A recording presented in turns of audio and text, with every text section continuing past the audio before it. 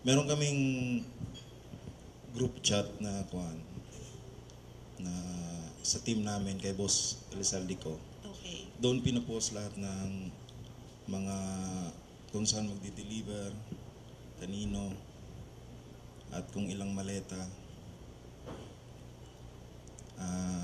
Yun po. Nakapag-deliver po ba kayo ng maleta sa Malacanang at or sa bahay po ni Pangulong Marcos?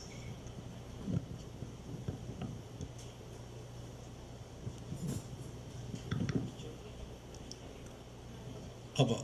Ako po si Belnard Tube. Nakapag-deliver po kami.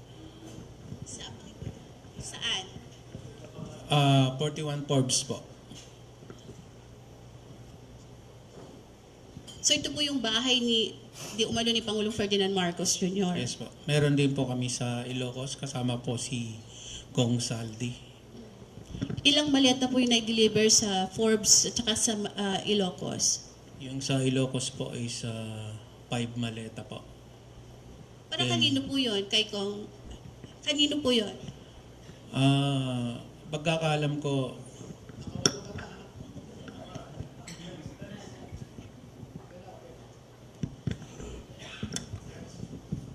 para maklaro lang, no? Nag-deliver sila sa Ilocos Norte, sa bahay mismo. At sa Paway, sa bahay ni BBM. Ha? Oo. At saka may mga katibayan naman. No? Good morning mga ka-Duterte dyan. Mga solid Duterte, kamusta kayo? Napanood nyo ba yung video? Ano kaya masasabi nyo dyan? Gisingin natin ang Senado. Kasi Senado lang ang nakakaalam nito. Kung sino yung mga nakaupo. Uy! Magtrabaho ka. Huwag ka patulog-tulog dyan. Nandito na nga mismo, nagsasalita na yung mga tao. Oh, yung ano na yan, yung maleta boys. Di ba nagsasalita na?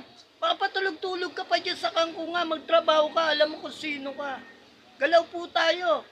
Po tayo matulog sa kangkungan. Taong bayan na po ang nananawagan ng hustisya. Ano po? Please lang.